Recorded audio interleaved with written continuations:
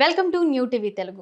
ఆంధ్రప్రదేశ్లో రాజకీయ కక్ష సాధింపు చర్యలకు దిగిన చంద్రబాబు తన దమనకండను మరో స్థాయికి తీసుకెళ్లారని వైసీపీ అధినేత జగన్మోహన్ రెడ్డి తెలిపారు. ఒక నియంతలా వైసీపీ కేంద్ర కార్యాలయాన్ని బుల్డోజర్లతో కూల్చివేయించారని ట్విట్టర్ వేదికగా విమర్శించారు. ఆంధ్రప్రదేశ్లో రాజకీయ కక్ష సాధింపు చర్యలకు దిగిన చంద్రబాబు తన దమనకండను మరో స్థాయికి తీసుకెళ్లారు.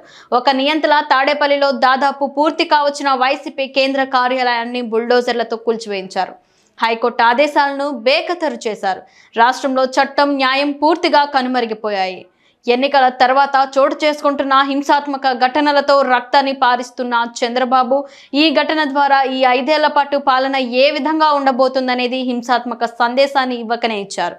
ఈ బెదిరింపులకు, ఈ కక్ష సాధింపు చర్యలకు వైసీపీ తలొగ్గేదే లేదు, వెన్ను చూపేది ఎంతకన్నా లేదు. ప్రజల తరఫున, ప్రజల కోసం, ప్రజల తోడుగా గట్టి పోరాటాలు చేస్తాం. దేశంలోని ప్రజాస్వామ్య వాదులంతా చంద్రబాబు దుశ్చర్యల్ని ఖండించాలని కోరుతున్నానని జగన్ తెలిపారు.